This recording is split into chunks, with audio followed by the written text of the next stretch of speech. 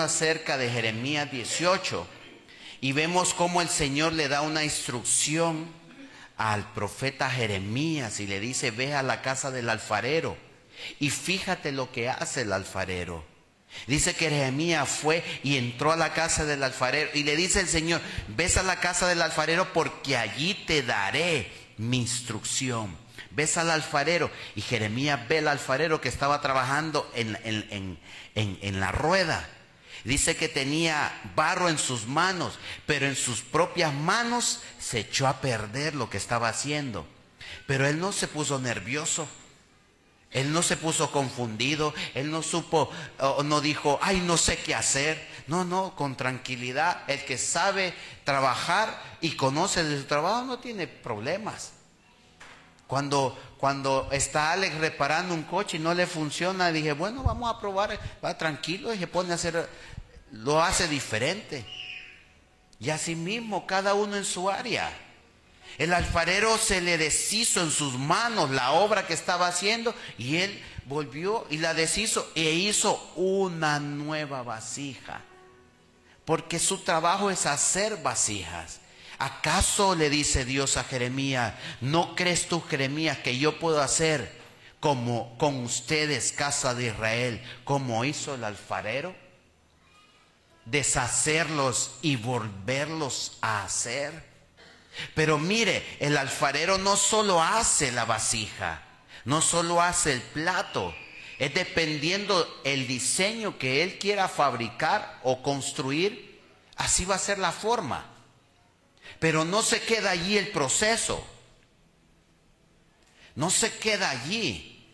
Él no pone la vasija a secar en el aire. Esa vasija se puede secar, claro que sí. Porque el barro, una vez humedecido, si usted lo pone a secar en el sol o al aire libre, se va a secar. Se va a esfumar la humedad.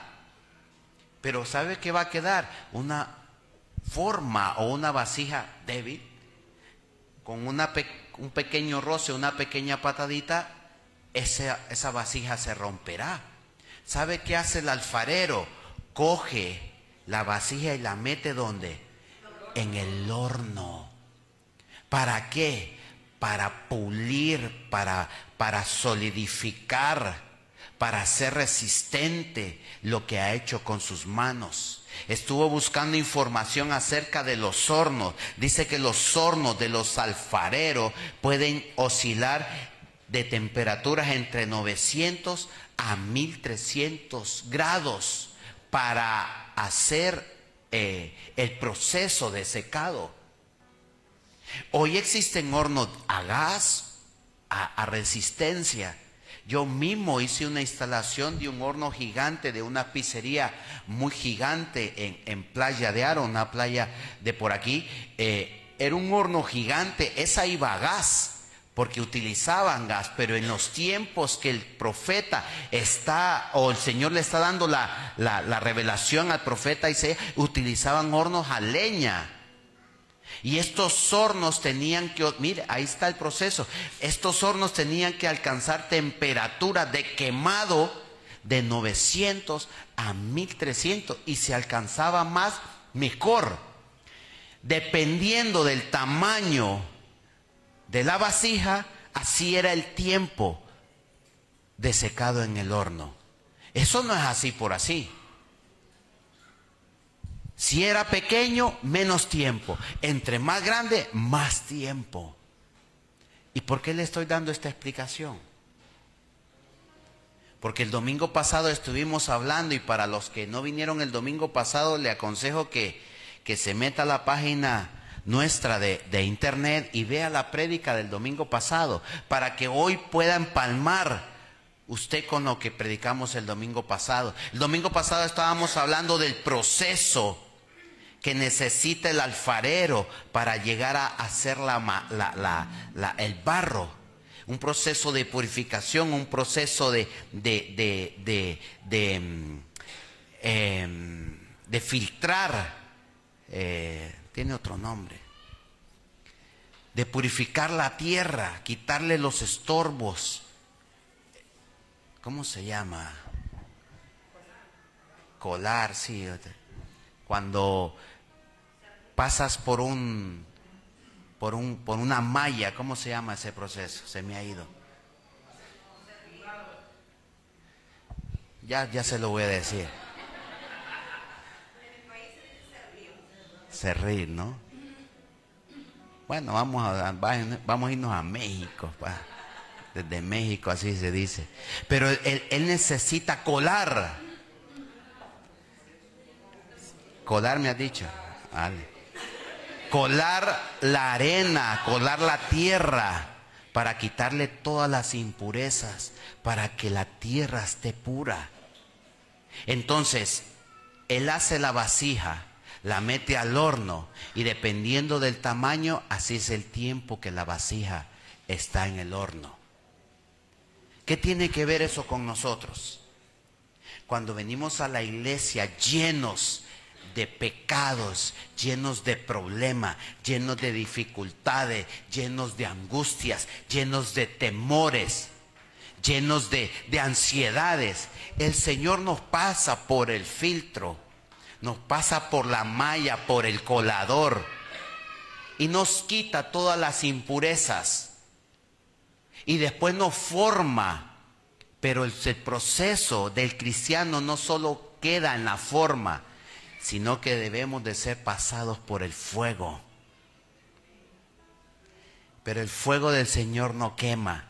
El fuego del Señor, ¿sabe lo que hace? Purifica. El fuego del Señor, ¿sabe lo que hace? Nos hace fuertes.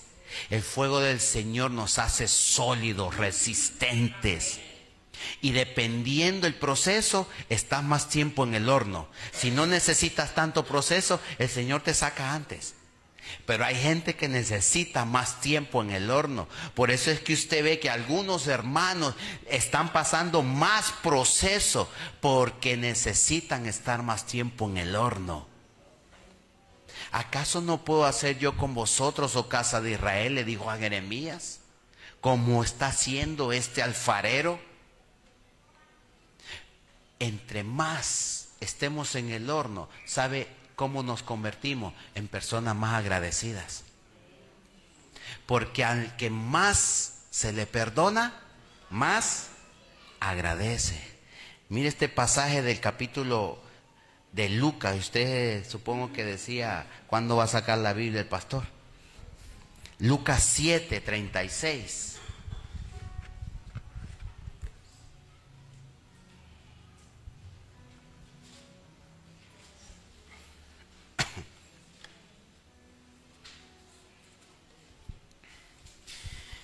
Y si pensó eso, pues no le voy a quitar ese pensamiento, porque los pastores debemos de sacar la Biblia, hermano. No predicar con nuestros hechos, sino predicar con la palabra de Dios. Lucas capítulo número 7, versículo 36. Dice, uno de los fariseos rogó a Jesús que comiese con él. Y habiendo entrado en casa del fariseo, se sentó a la mesa. Entonces una mujer de la ciudad que era pecadora, ¿cómo era la mujer? ¿Y de dónde era la mujer? De la ciudad. Al saber que Jesús estaba a la mesa en casa del fariseo, trajo un frasco de alabastro con perfume. Y estando detrás de él, a sus pies, llorando, comenzó a regar con lágrimas sus pies, y los enjuagaba con sus cabellos, y besaba sus pies, y los ungía con el perfume. Mire aquí, yo quiero que usted se traslade a esta escena. Jesús estaba en la casa de un fariseo y estaba comiendo con ellos, porque estaba a la mesa. Y esta mujer se enteró que Jesús estaba en la casa del fariseo y entró con un frasco de alabastro, un perfume caro. Y apenas vio a Jesús, se postró a sus pies y comenzó a derramar con sus lágrimas a enjuagar con sus lágrimas, porque esta mujer traía una gran necesidad y no tenía otra cosa más que ofrecer que sus lágrimas.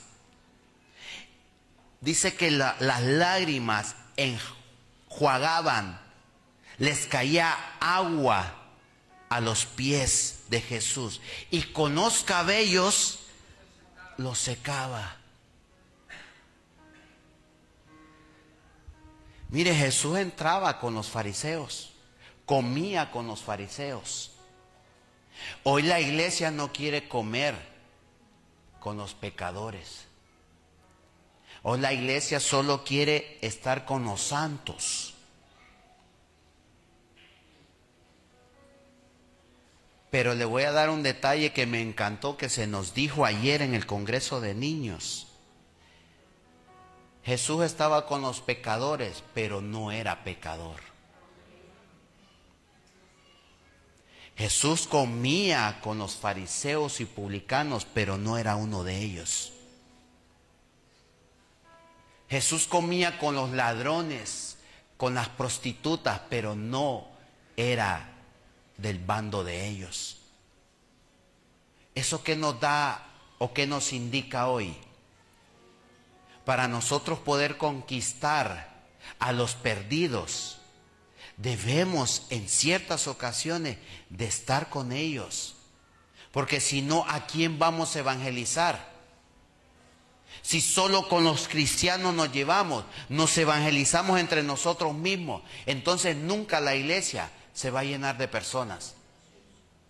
Porque usted necesita predicarle a quienes, a los perdidos, y ya se lo voy a demostrar con la palabra. Si usted solo se reúne con los de su círculo, jamás ese círculo va a crecer, salvo que se ponga a parir usted mismo.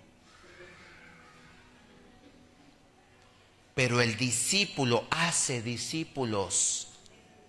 Por tanto, id, le dijo el Señor, y haced discípulos entre ustedes. No se junten con los fornicarios, porque los van. No, el Hijo de Dios tiene una convicción clara. Yo puedo andar con pecadores y no ser uno de ellos. Que el mundo, dice la palabra, se haga como vosotros, no vosotros como el mundo. Y los ungía con el perfume. Y cuando vio esto el fariseo que le había convidado, dijo, ¿para qué? Él dijo para sí: si fuera profeta, conocería quién y qué clase de mujer es esta que le toca, que es pecadora. Entonces respondiendo Jesús le dijo: Simón, una cosa tengo que decirte. Y él le dijo: di, maestro. Mira, el Señor conoce todos nuestros pensamientos. No hay nada que el Señor se le quede oculto o que se le haya escapado. Todos los pensamientos que nosotros tenemos, el Señor Jesús los conoce. Porque esta mujer estaba en los pies del Maestro, llorando y derramando su espíritu, enjuagando con sus lágrimas los pies de Él, y los secaba con sus cabellos, y derramó su perfume sobre Él. Y realmente fuera profeta, sabría quién es esa mujer, porque esa mujer es una pecadora, yo la conozco. Todo mundo sabía quién era aquella mujer. Todos sabían. Entonces el Señor le dice: mira, Simón, voy a contarte alguna historia. Di, maestro, le dice él. Un acreedor tenía 2 deudores. ¿Cuántos deudores tenía? El uno debía 500 denarios. ¿Y el otro cuánto?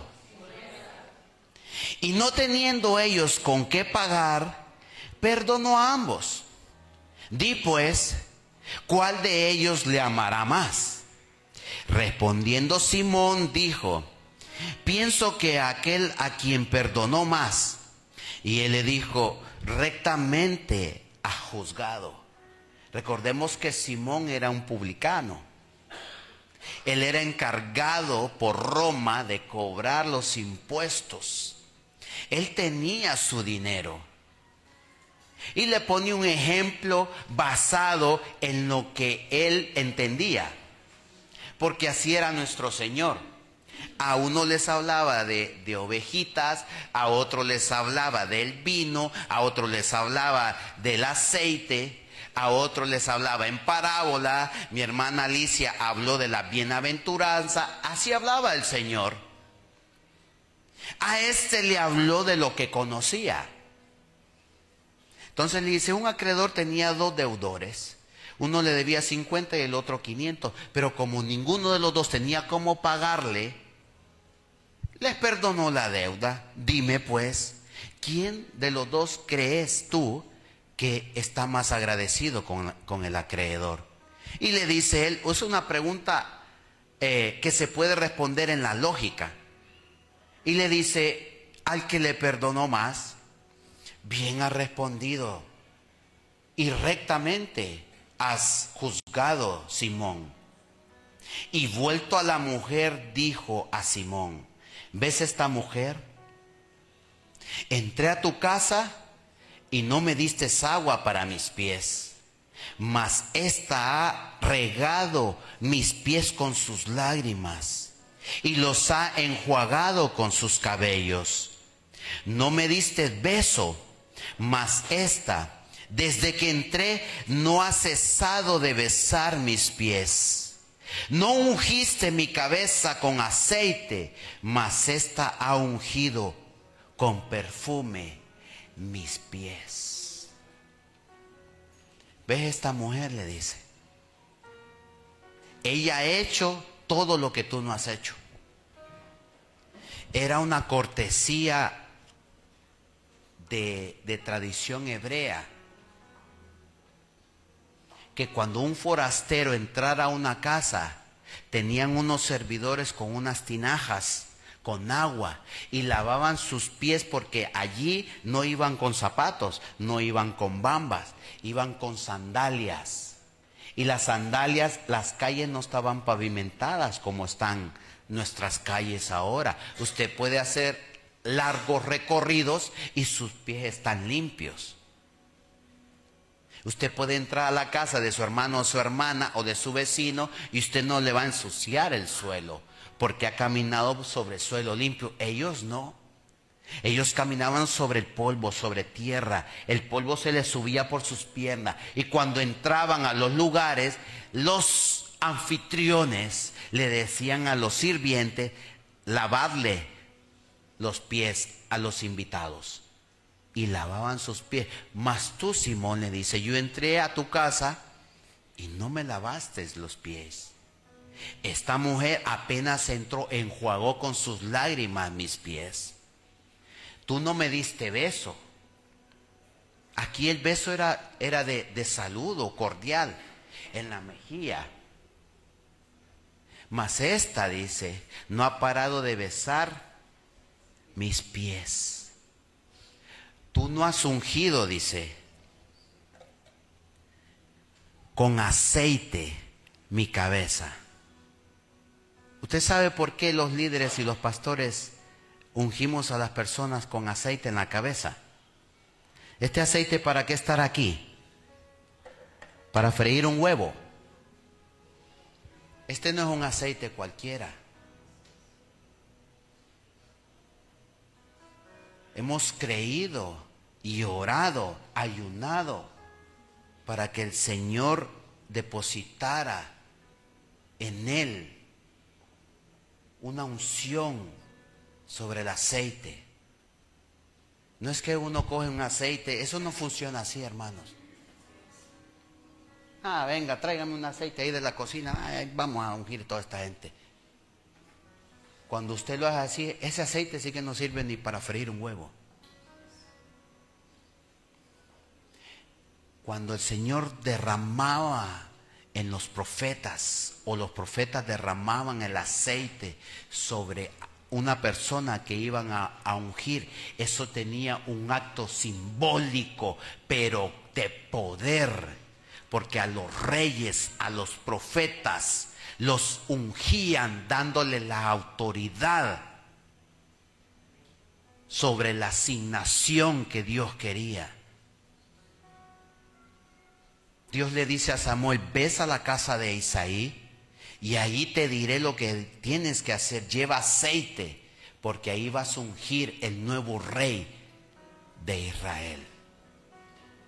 Y mire, Samuel unge a David. Ustedes saben la historia. Pero él es ungido por Samuel como rey de Judá. Después los ancianos aceptan a David como rey de Israel, pero primero David fue ungido como rey de Judá. Y así sucesivamente, Eliseo, todos esos profetas. Entonces el Señor Jesús le está diciendo a el publicano: yo entré a tu casa y no has ungido con aceite mi cabeza, le dice, mas esta ha derramado todo el perfume y me ha ungido ella. No ungiste mi cabeza con aceite, mas esta ha ungido con perfume mis pies. Por lo cual te digo que sus muchos pecados le son perdonados, porque amó mucho. Mas aquel a quien se le perdona poco, poco ama. Y a ella le dijo: tus pecados te son perdonados. Y los que estaban juntamente sentados a la mesa comenzaron a decir entre sí: ¿quién es este que también perdona pecados? Pero él dijo a la mujer: tu fe te ha salvado, ve en paz. O sea, hay muchos pasajes que demuestran, y el Señor demostraba, para que vean que tengo autoridad no solo sobre la enfermedad, no solo sobre los pecados. A quien yo quiero le perdono los pecados, y a quien yo quiero yo sano. Cuando bajaron a aquel paralítico, que el Señor estaba, le dice: toma tu lecho. No, le dice el Señor: tus pecados te son perdonados, eres salvo, le dice. Pero ¿cómo? Y para que vean que no solo tengo autoridad sobre eso, le dice: levántate, toma tu lecho y anda. El Señor liberaba de pecados y sanaba, o sanaba y libertaba de pecados. El orden a él no le importaba, él hacía el milagro. Le dijo a la mujer: tus pecados te son perdonados. Por eso es que ella derramó ese aceite caro. Si usted lee el perfume, si usted lee otro evangelio, va a ver cómo en uno de los pasajes Judas se levanta y dice: ¿por qué no vendimos ese perfume? Ese perfume era caro. Entre más Dios nos perdona, más somos agradecidos. Mire lo que dice Primera de Tesalonicenses, capítulo número 5, versículo 15.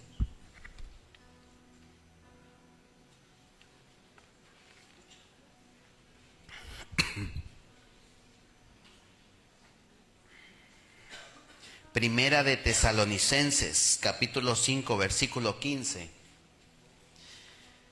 Mirar, dice Pablo a los de Tesalónica, mirar que ninguno pague a otro mal por mal, antes seguir siempre lo bueno unos para con otros y para con todos. Estad siempre gozosos, orar sin cesar, dar gracias a Dios en todo, porque esta es la voluntad de Dios para con vosotros en Cristo Jesús. No apaguéis ¿a quién?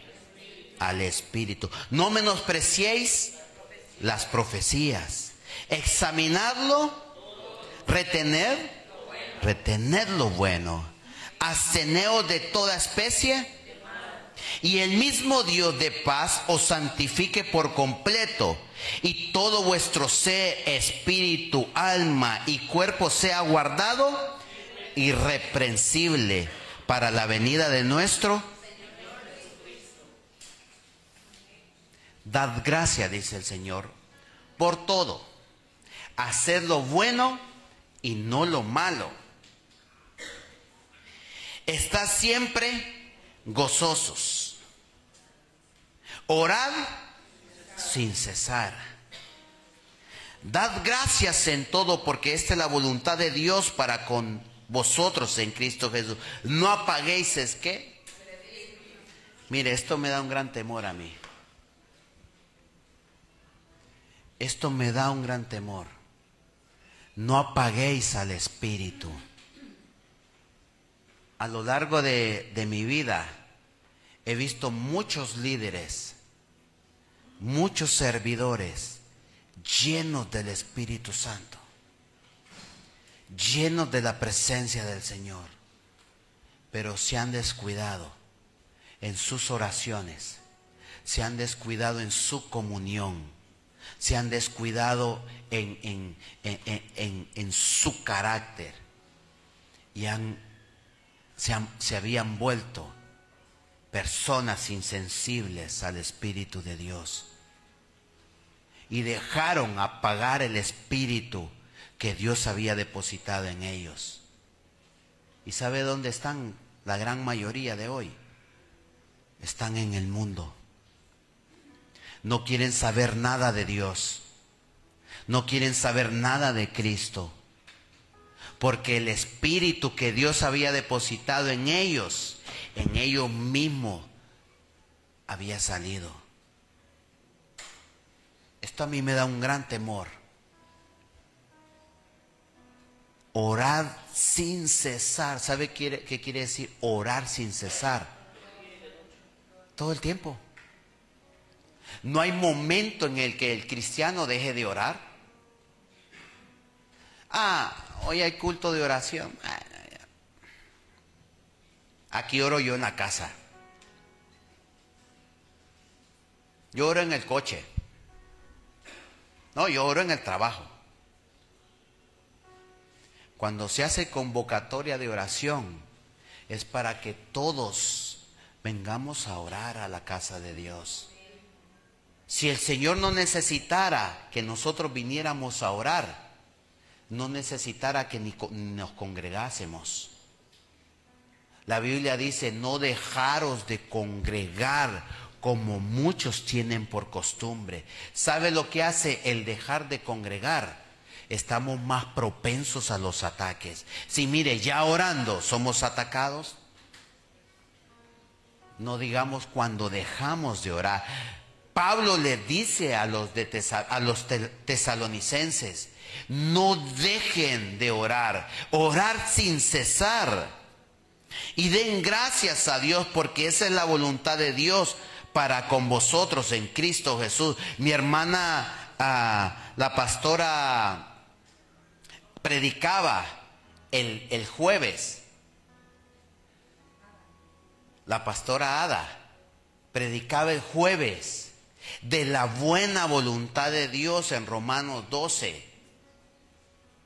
Ella especificaba y hablaba cuál era la voluntad de Dios. Y Pablo está diciendo hoy nuevamente que la buena voluntad de Dios para con nosotros es que demos gracias por todo. La buena voluntad de Dios, decía ella, es buena, agradable y es perfecta. Pero no dejen de orar, estar siempre gozosos en las aflicciones. ¿Usted ha visto un niño afligido?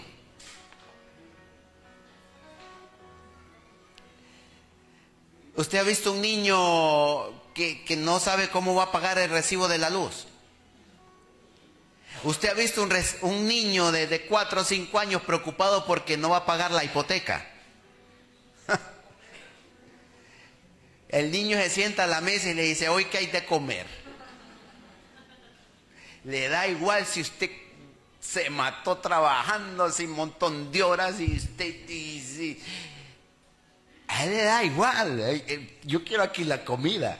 Que hay, y van a la cocina ya y ellos mismos se sirven.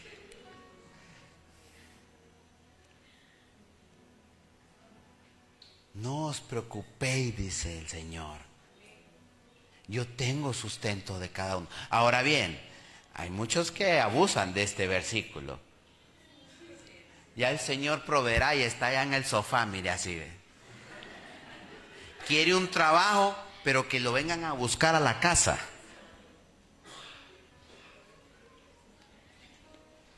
Versículo 19, no apaguéis al Espíritu, no menospreciéis las profecías, examinarlo todo, retener lo bueno. ¿Qué nos está diciendo el apóstol aquí? ¿Puede lanzarnos una profecía? Claro que sí. ¿Hay profecías que son de Dios? Dios habla a los profetas. De hecho, es un ministerio de parte de Dios. Apóstol, evangelista, maestro, pastor y profeta. Son 5 ministerios dados por Dios. ¿A quiénes? A sus hijos. El pastor Pablo Corrales nos vino a predicar acerca de esto. Y decía, ¿cuántos quieren ser profetas? Ya dijeron algunos por ahí. ¿Cuántos evangelistas? Ya dijeron otros. Y maestro, yo decía la hermana Alicia. Y pastores, dijo, ni un amén. Nadie quería ser pastor. Yo tengo un llamado, pero no de pastor, dije.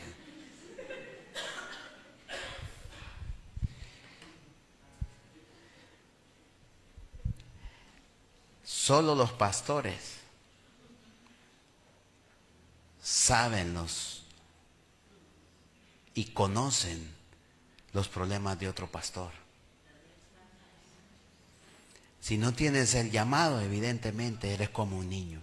No sabes nada. El mismo Dios de paz os santifique por completo en todo vuestro ser, espíritu, alma, cuerpo, sea guardado irreprensible para la venida de nuestro Señor Jesucristo. Debemos de dar gracias, hermanos, en todo. Hebreos 12:25.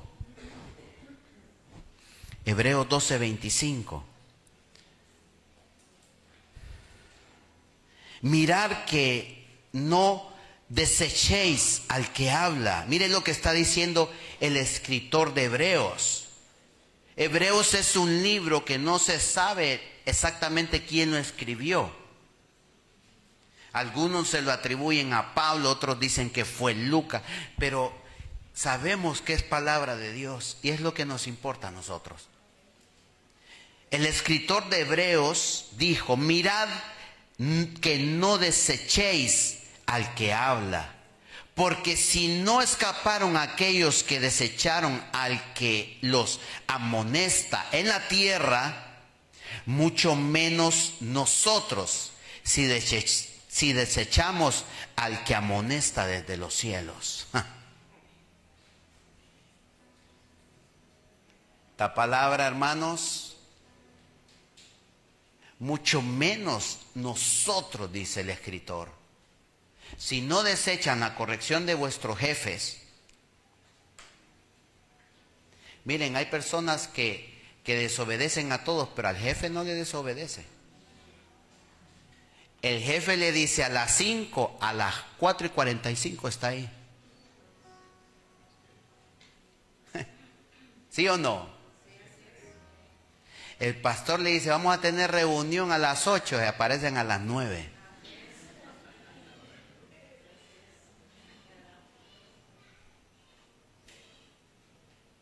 Vamos a hacer ayuno y oración. Que haga él. El jefe le dice, mira, necesito que te quedes 2 horas más hoy. Pero es que tenía un compromiso. Necesito que hoy te quedes. Haz lo posible y quédate. Allá viene usted, deme un chancecito. Mira que voy a llegar más tarde hoy. El pastor le dice el domingo, nos vamos a quedar hasta las 5 y acá.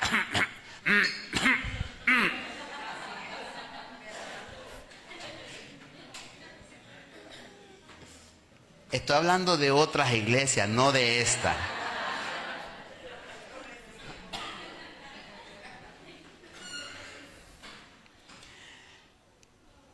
Dice, mirar que no desechéis al que habla, porque si no escaparon aquellos que desecharon a los que amonestaban en la tierra, mucho menos nosotros si desechamos al que amonesta desde los cielos, la voz del cual conmovió entonces la tierra, pero ahora ha prometido, diciendo, aún una vez, y conmoveré no solamente la tierra, sino también el cielo.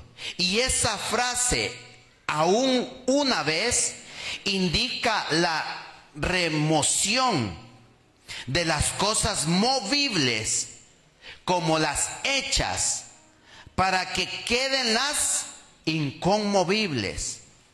Así que, recibiendo nosotros un reino inconmovible, tengamos que gratitud. Mediante ella sirvamos a Dios agradándole con temor y reverencia. Porque nuestro Dios es ¿qué? ¿Habían escuchado esta frase? Dios es fuego consumidor. Entonces el escritor nos está diciendo, si obedecen a los del mundo, cuanto más al que ordena el mundo. Si obedecen a los que antes nos han precedido, cuanto más al que aquel que hizo todas las cosas fijas y las hace movibles, dice. Así debe de ser la iglesia, obedeciendo con temor y temblor. Porque Dios es un Dios de fuego consumidor.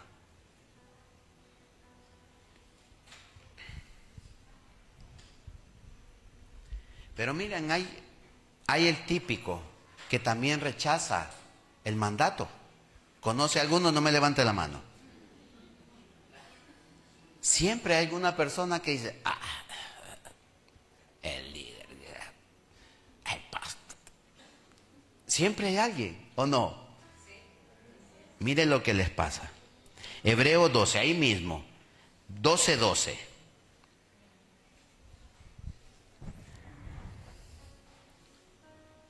Hay quien rechaza la gracia, por lo cual dice el escritor de Hebreos 12:12. Levantad ¿qué? Manos caídas y las rodillas paralizadas, y haced senda derecha para ¿quién? Vuestros pies, para que lo cojo no se salga, sino que sea. Seguid la paz con todos y la santidad, sin la cual mirad bien, no sea que alguno deje de alcanzar el qué. Que brotando alguna raíz de amargura, ¿os qué? Os estorbe, y por ella muchos sean. Levantad manos caídas y adoren al Señor, dice. Pero hay muchos que por tener una raíz de amargura dentro de ellos, no pueden avanzar porque su oración tiene un estorbo.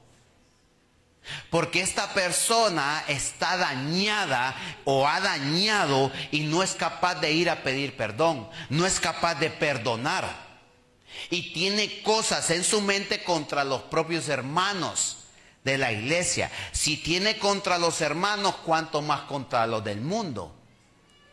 Entonces dice el escritor de Hebreo, cuidaros, porque sin santidad nadie verá al Señor. No sea, dice, que esa amargura que tú tienes en tu corazón y en tu mente sirva de estorbo Y miren, qué delicado es este pasaje. Mirad bien, no sea que alguno deje de alcanzar la gracia de Dios, que brotando alguna raíz de amargura os estorbe y por ella muchos sean. Hay personas que de la abundancia del corazón, entonces lo que tienen en su corazón, eso dan. Y muchos son ¿qué? Contaminados. Qué triste, ¿no? Que por causa nuestra, los que deben de ser salvos se pierdan.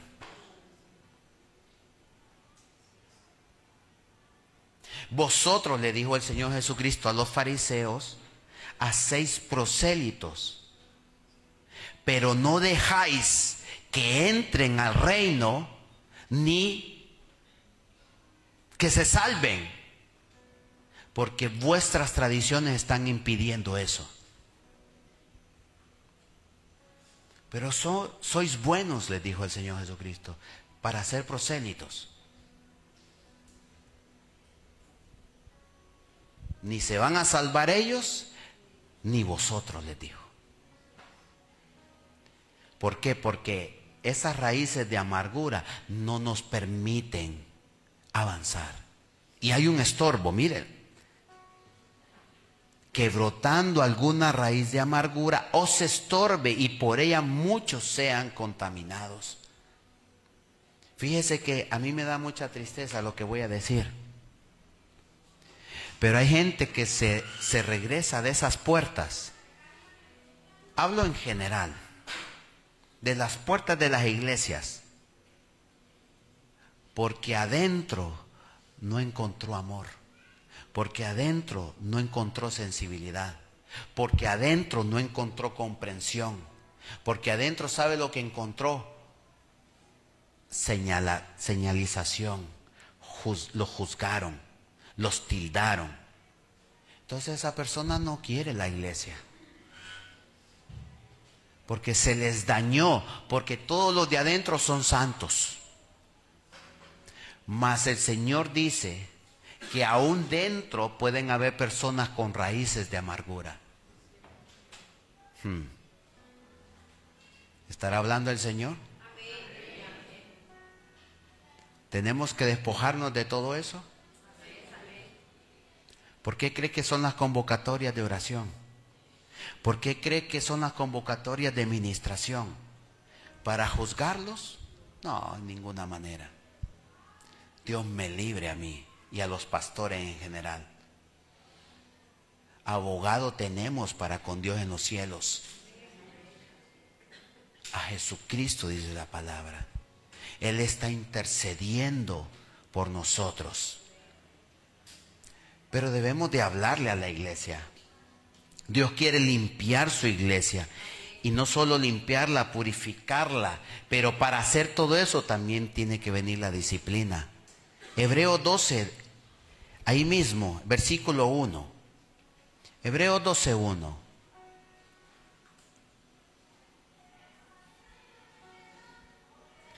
Por tanto, nosotros también, teniendo alrededor nuestro tan grande nube de testigos, despojémonos de todo peso de pecado que nos asedia y corramos con paciencia la carrera que tenemos por delante, puesto los ojos en Jesús, el autor y consumador de la fe, por el cual, por el gozo puesto delante de él, sufrió la cruz, menospreciando el oprobio, y se sentó a la diestra del trono de Dios. Dice el escritor de Hebreo que nosotros tenemos una gran nube de testigos. Nos debemos de despojar de todo pecado. Hay veces, mire, por norma general, la gente en la iglesia casi no peca. Puede pecar en pensamiento, en un sentimiento. El Señor Jesús les decía, ¿por qué caviláis? Pero en la calle, en los trabajos, en las escuelas, en los institutos, no nos comportamos como hijos de Dios. Nos movemos en la corriente del mundo. Nosotros debemos de marcar la diferencia. Puestos los ojos en ¿quién? El autor y consumador de la fe. Esa es la mirada nuestra. Puestos los ojos en Él todo el tiempo, no solo en la iglesia.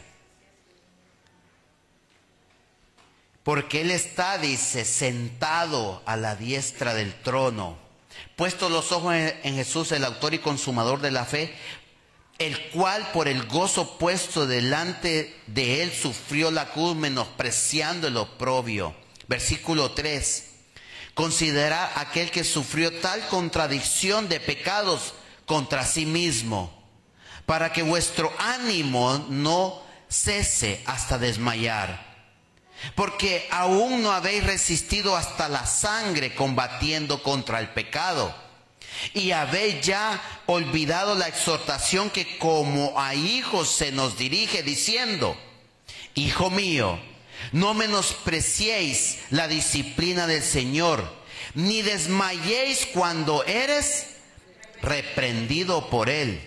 Porque el Señor al que ama, disciplina y azota a todo aquel.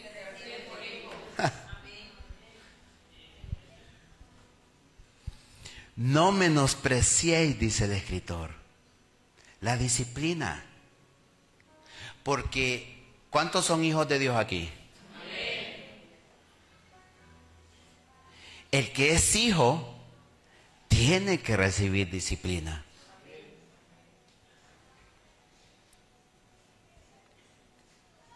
Porque el Señor al que ama, disciplina y azota a todo aquel que recibe. ¿Usted sabe qué es un azote? ¿Cuántos han recibido un azote de sus padres? Y un chancletazo. Miren, hoy los hijos están muy malcriados. Ya no disciplinamos como en los tiempos de antes. Yo me recuerdo, y esto es testimonio, la última vez que yo fui disciplinado, mi madre me desnudó y con un cinturón mojado, nunca más le volví a faltar.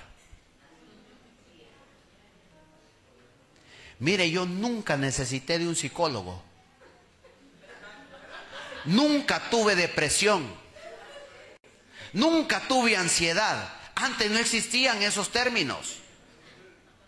Rápido se los quitaban a uno. Ahora no los pueden tocar porque el niño entra en depresión, le dice el médico de cabecera. Cuidadito, toca al niño. Así se están criando malcriados.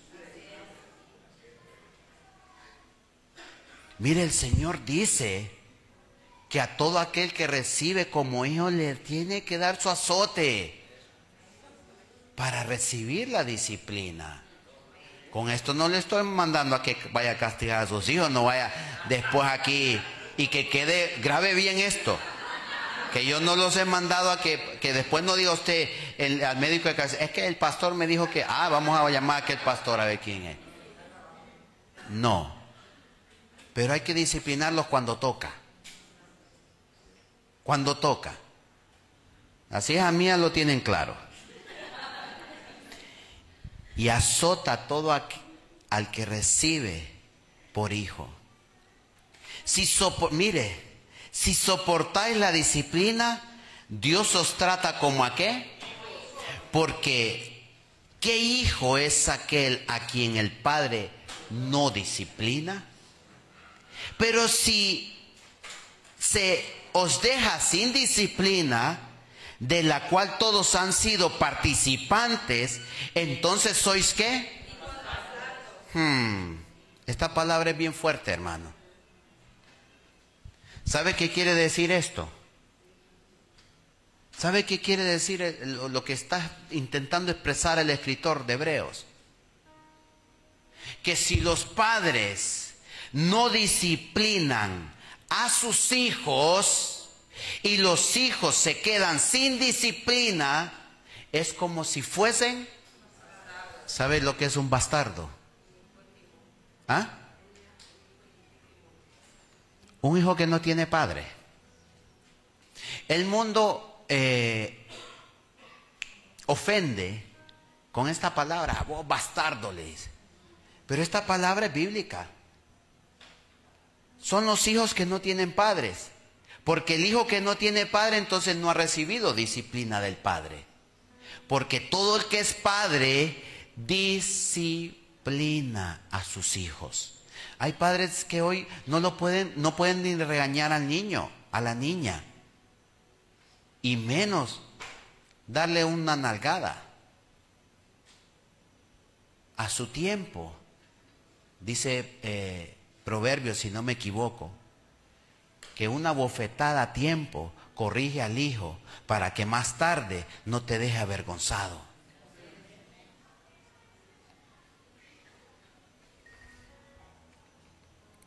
Yo sé que a los hijos esto no les gusta, pero aquí no solo está hablando de los hijos terrenales, está hablando de los hijos espirituales. Y usted dijo, yo soy hijo de Dios, pues quiero que sepa que el Señor lo puede disciplinar.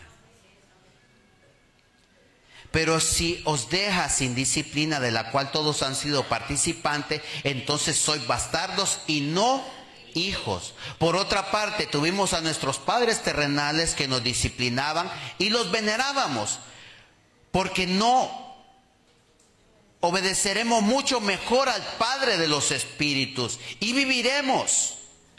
Y aquellos ciertamente por pocos días nos disciplinaban como a ellos les parecía, pero para lo que no es provechoso, para que participemos de su santidad. Es verdad, mire, que ninguna disciplina al presente parece ser causa de gozo, sino de tristeza. Pero después da fruto, apacible de justicia a los que en ella han sido. Es verdad que la disciplina no agrada. ¿O a quién le gusta que lo disciplinen? A nadie. Por norma general, a nadie le gusta que lo disciplinen. Pero hay que disciplinar. Porque la disciplina,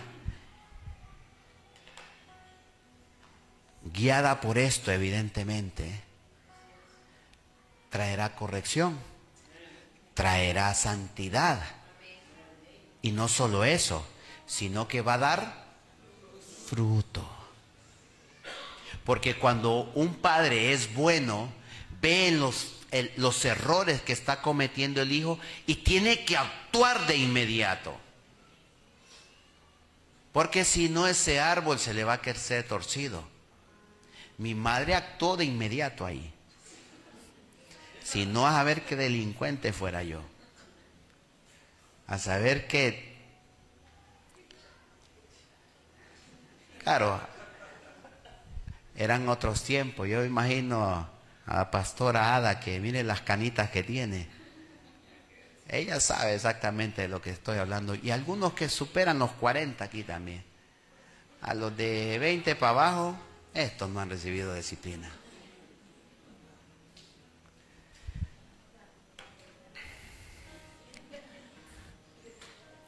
Y usted dirá, ¿y qué tienen que ver los odres nuevos con toda esta prédica?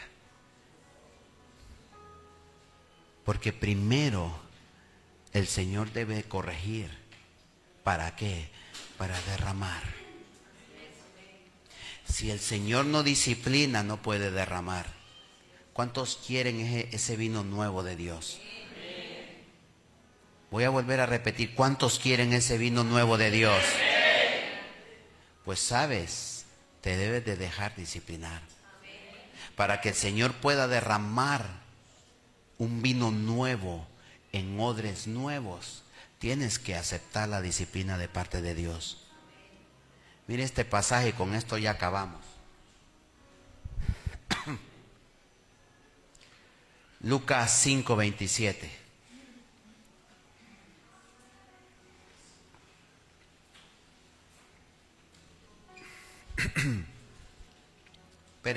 todavía no.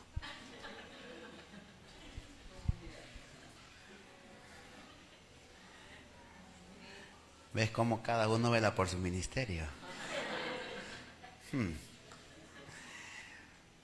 Lucas 5:27. ¿Lo tiene?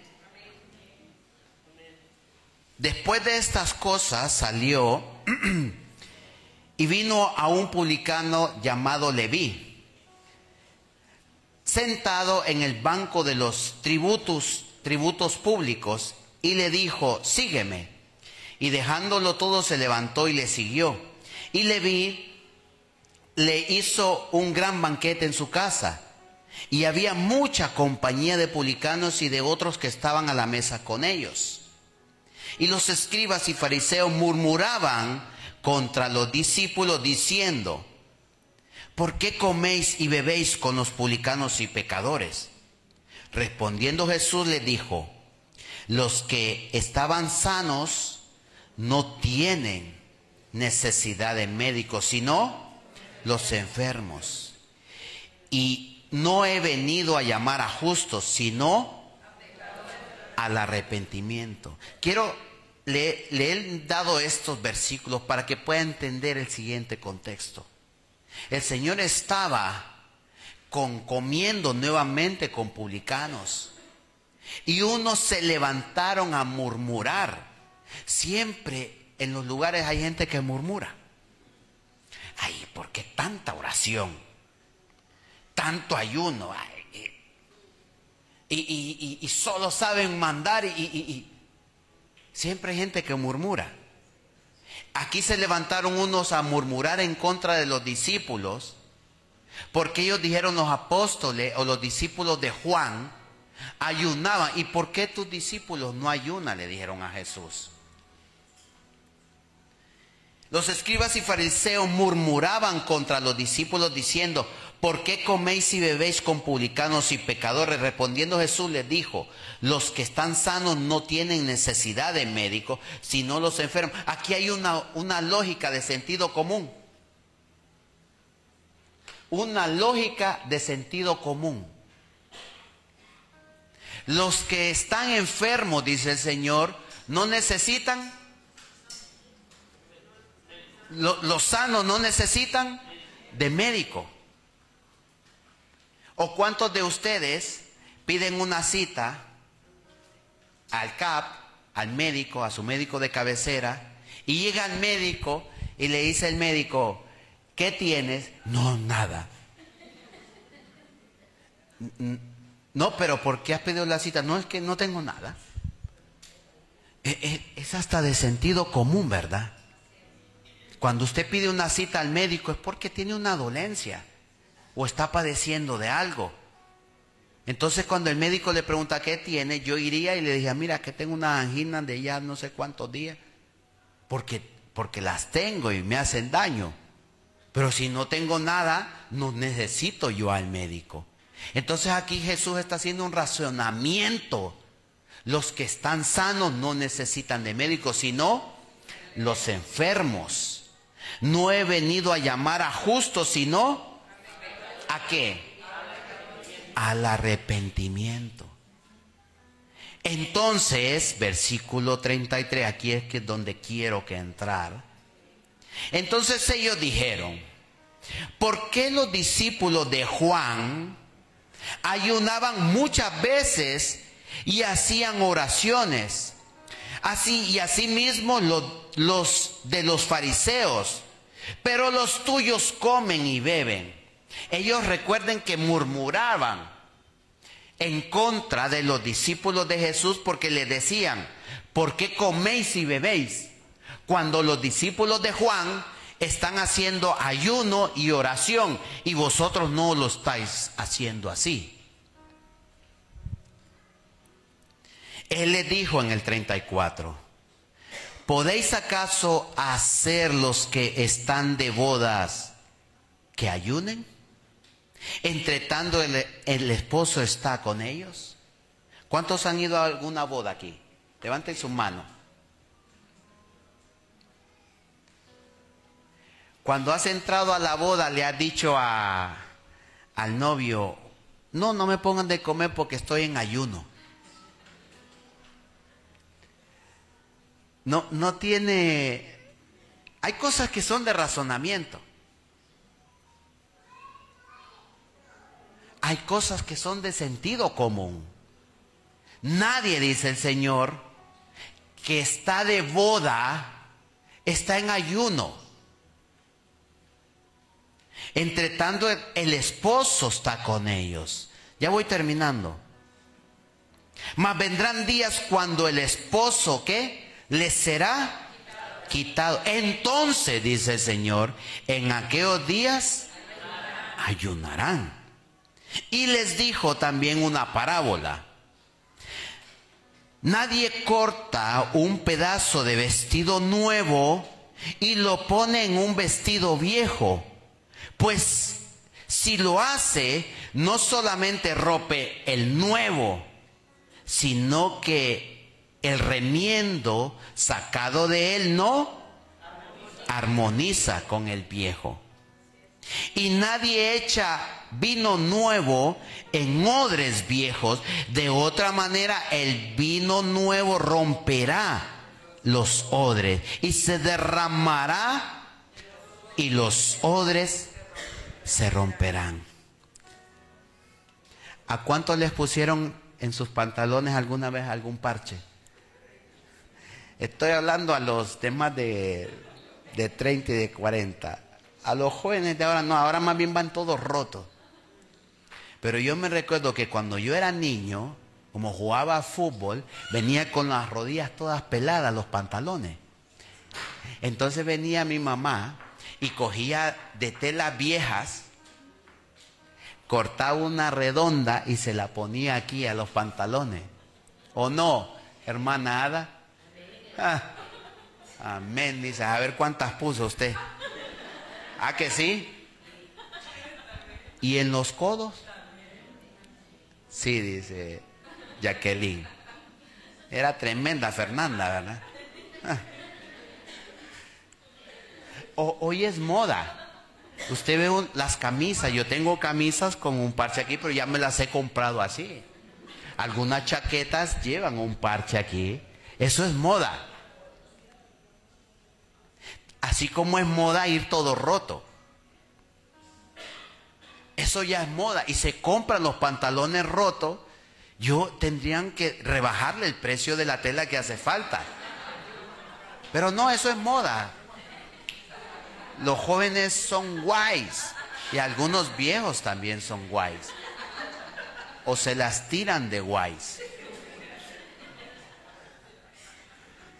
Hay que ubicarnos, hermano. Hay que ubicarnos. Dice el Señor, está haciendo un razonamiento lógico. ¿Quién de vosotros, teniendo entendimiento, cuando tiene una prenda vieja, de una nueva, le corta un trozo para ponérselo al viejo? No, dice, no tiene sentido esto común. No solo vas a estropear el nuevo, sino que lo nuevo con lo viejo no armoniza. No pega lo nuevo con lo viejo. Asimismo, dice el Señor, no puedo derramar un vino nuevo en odres viejos, porque el vino nuevo va a reventar los odres viejos. El vino nuevo se deposita ¿en qué? En odres nuevos. ¿Sabe qué quiere decir esto? ¿Por qué el Señor les hablaba en parábolas? Para que entendieran. Los viñadores, los que recogían el vino, exprimían el vino y los metían en unas botijas o unos... Póngame la imagen, por favor, de los odres. Mire, ¿ha visto usted alguna vez uno de esos? ¿Sabe de qué estaban construidos? ¿Quién dijo eso? Aleluya. De pieles de corderos, de pieles de animales. Entonces los cosían y los hacían herméticos. Entonces el vino lo echaban ahí dentro y lo colgaban o lo metían en bodegas para que se hiciera añejo. Entonces ese vino nuevo fermentaba en las botas nuevas, en las botijas o en los odres. Se expandía el vino nuevo porque fermenta. Eso es una bomba de tiempo. Pero el odre, como es nuevo, aguanta la presión.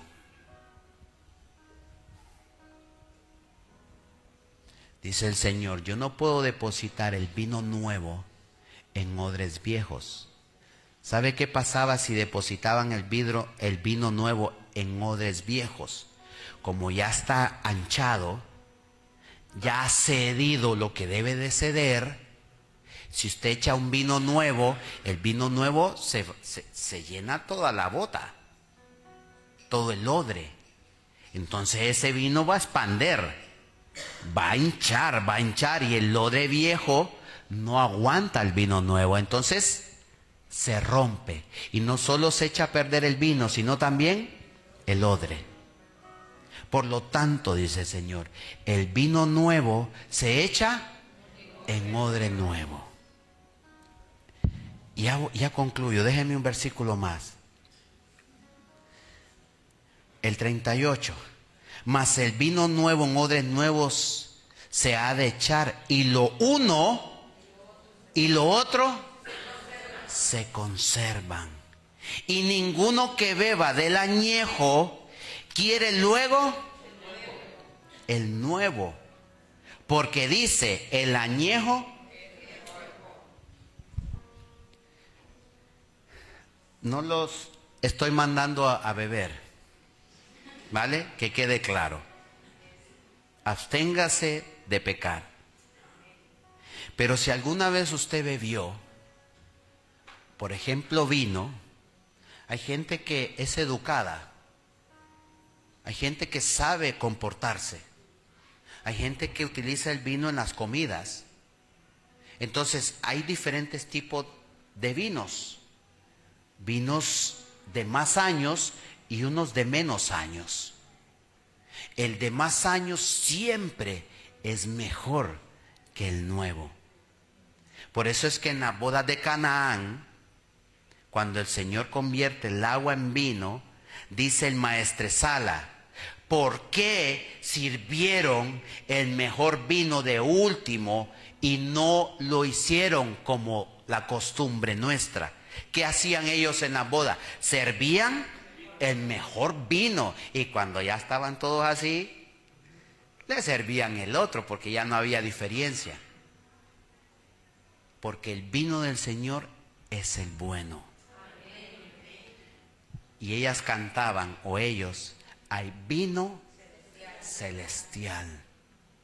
Hay vino celestial. Y ahí hay un Dios en los cielos que yo no me he puesto, ni se las he pedido a canción a ellos.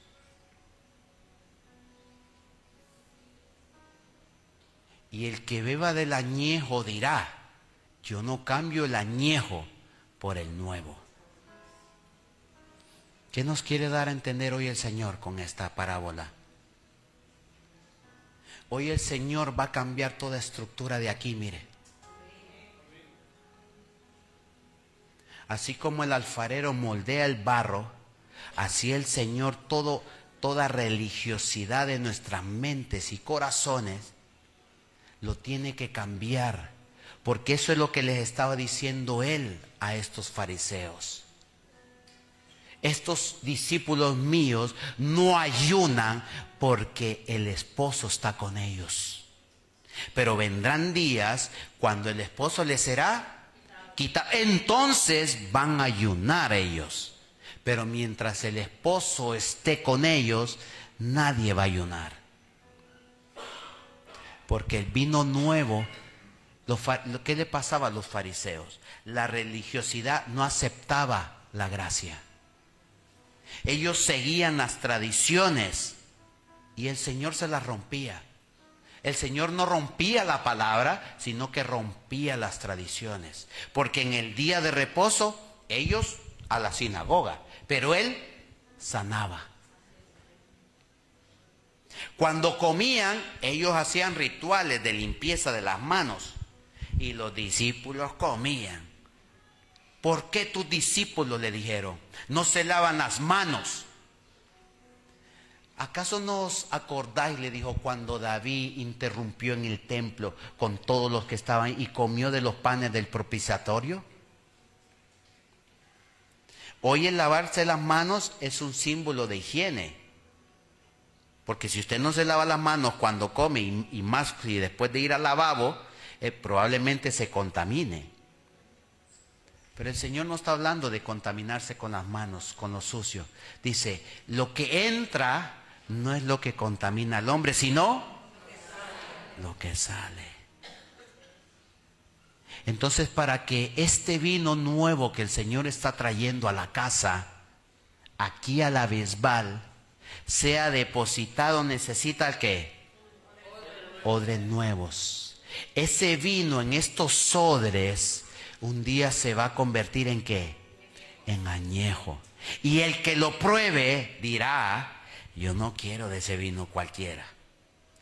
Yo quiero de eso que tiene esa iglesia. Amén. No sé si está entendiendo.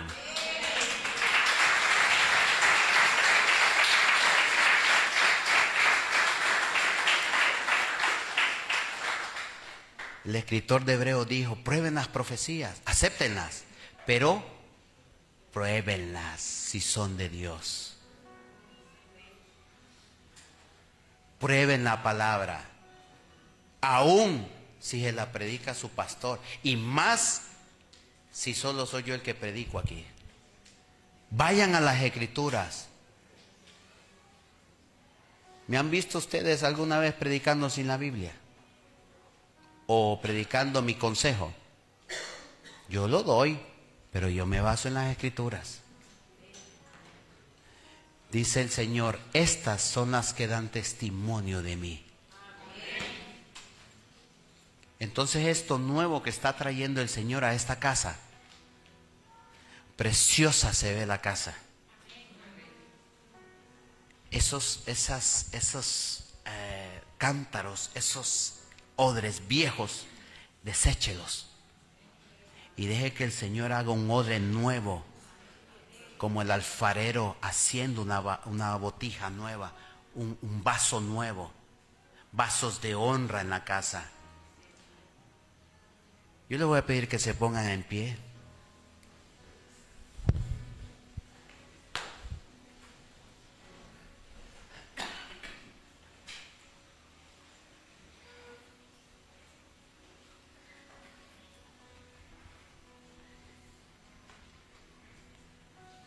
Y ahora sí le voy a pedir a la alabanza que suba.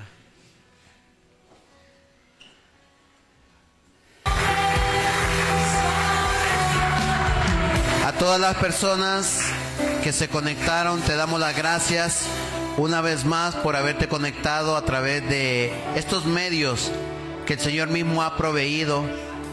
Esperamos que la palabra haya sido de bendición para tu vida, para tu casa, para tus familiares. Que allá donde quiera que la hayas recibido, en el país que la hayas recibido, esta palabra sea de bendición a tu vida. Póstrate a los pies del Señor, que es el mejor lugar, más alto que podemos alcanzar en Él. Que en el nombre de Jesús bendiga no solo tu vida, sino todo lo que te rodea. Que la obra de tus manos prospere. Así como prosperará tu alma, vas a prosperar en todo. En el nombre de Jesús te bendigo y que puedan...